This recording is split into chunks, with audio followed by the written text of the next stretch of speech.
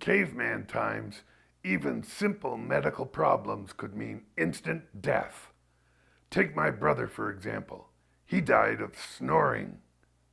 Sure, maybe it sounds funny now, but let's see how hard you laugh when you kill an attacking bear in the middle of the night, only to discover the next morning that it was just your brother Stonk sleeping on his back.